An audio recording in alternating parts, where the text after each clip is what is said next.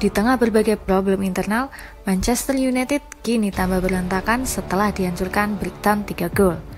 Manchester United hancur lebur di hadapan publik sendiri Old Trafford. Menjamu Brighton, skuad Erik ten Hag tumbang 3-1. Hasil negatif ini semakin menambah keruwetan bagi The Red Devils setelah berbagai masalah internal mereka yang melibatkan Jadon Sancho dan Anthony belum usai.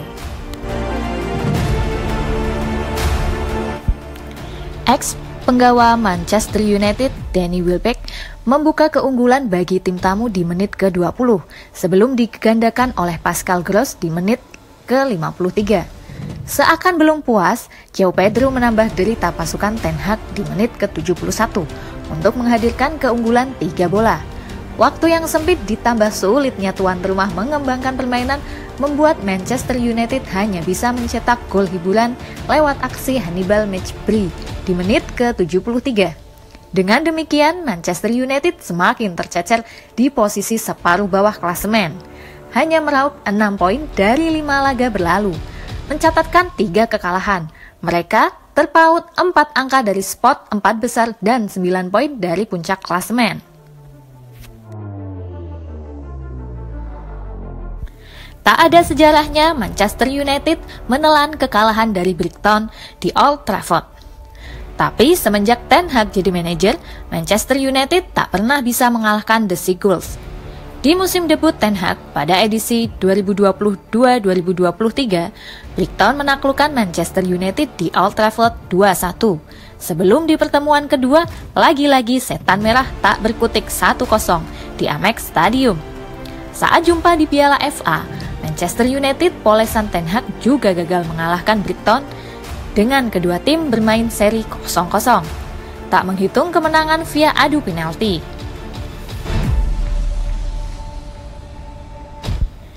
Manchester United jelas harus segera berbenah jika tak mau semakin tertinggal jauh dari persaingan papan atas Liga Premier. Tapi sebelum itu, mereka akan kembali mendapat cobaan saat bertandang ke markas Bayern Munich untuk memainkan matchday 1 Liga Champions 21 September mendatang. 3 hari berselang, setan merah akan melawat ke markas Burnley. Adapun Brighton akan menjamu AEK Athens di Liga Europe pada 22 September sebelum melawan Bournemouth 2 hari kemudian.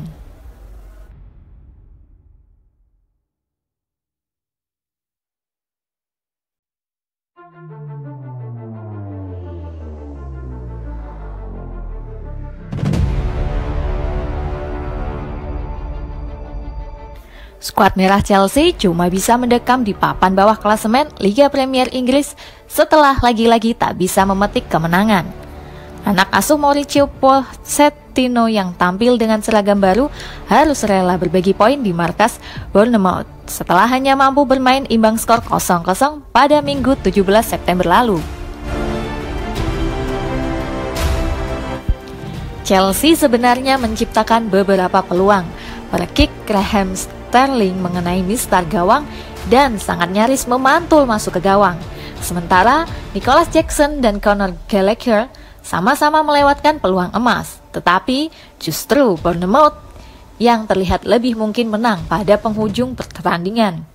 The Blues lagi-lagi bermain tanpa kohesi dan sepertinya Mauricio Pochettino harus mulai mengkhawatirkan mutu racikannya. Hasil ini memastikan Chelsea terpuruk di papan bawah. Mereka duduk di peringkat 14 dengan koleksi 5 poin dalam 5 laga. Hanya 1 angka dan 1 tempat di bawah Manchester United. Meski kembali menghamburkan uang di bursa transfer untuk mendatangkan pemain-pemain seperti Moises Caicedo dan Cole Palmer, The Blues cuma mampu menang 1 kali di Liga Premier Inggris musim ini. Itu pun melawan Luton Town yang kini berposisi sebagai juru kunci. Tanpa jadwal Eropa, The Blues baru kembali bertanding pada Minggu 24 September pekan depan, menjamu Aston Villa di Stamford Bridge pada ajang EPL.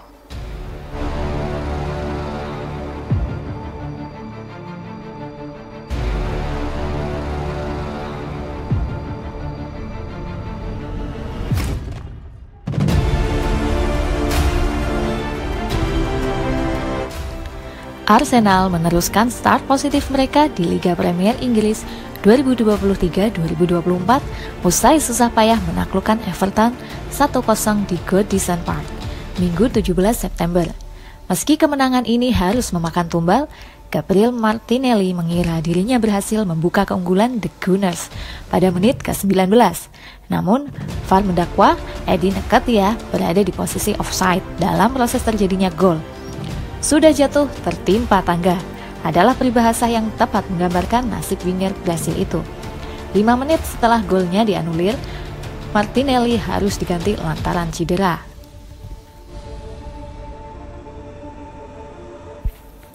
Armada Saint-Dié bertahan dengan alot di babak pertama, dan itu tak berubah di paruh selanjutnya. Mereka memaksimalkan keuntungan sebagai tuan rumah dengan baik. Tetapi pada akhirnya tren negatif The Toffees yang tanpa kemenangan dalam 4 pekan pertama di Liga 3 kekalahan beruntun dan sekali imbang berlanjut. Leandro Trossard yang menggantikan Martinelli menebus kepercayaan Mikel Arteta dengan lunas.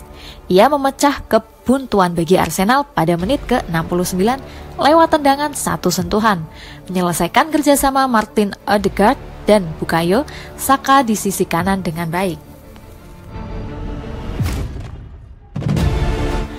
Mikel Arteta akhirnya memutus rekor buruk Arsenal di Goodison Park pasca Arsene Wenger terakhir kali si Meriam London menang di markas Everton. Mereka masih dilatih oleh manajer legendaris mereka itu, tepatnya pada Oktober 2017 atau 5 lawatan tanpa kemenangan. Hasil ini juga menjaga start positif Arsenal, yang berhak duduk di peringkat 4 Liga Premier Inggris setelah 5 laga, mengoleksi 13 poin, 4 menang, 1 seri. Sayangnya, kemenangan ini harus memakan korban seorang Martinelli yang belum bisa dipastikan separah apa cederanya. The Gunners akan kembali beraksi di Liga Champions untuk pertama kalinya sejak dibantai agregat 10-2 oleh Bayern Munich pada 2017 dengan menjamu PSV pada Kamis 21 September dini hari waktu Indonesia bagian Barat.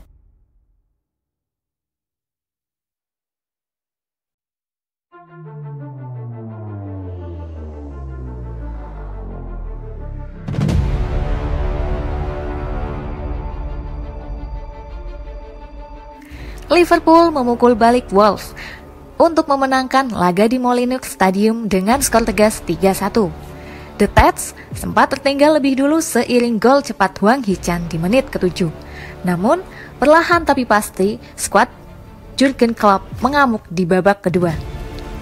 Cody Gakpo menetralkan keadaan di pertengahan babak kedua sebelum 2 gol telat dari Andy Robertson dan gol bunuh diri Hugo Bono jadi pembeda, memastikan skor berbalik unggul untuk Liverpool. Kemenangan ini jadi modal bagus bagi Liverpool untuk tetap berada di jalur juara saat bentrok dengan West Ham 24 September. Namun sebelum itu, klub Merseyside akan mengalihkan fokus mereka ke Liga Europe menghadapi Laks pada pekan depan. Sementara Wolves akan melawat ke rumah Luton Town 23 September.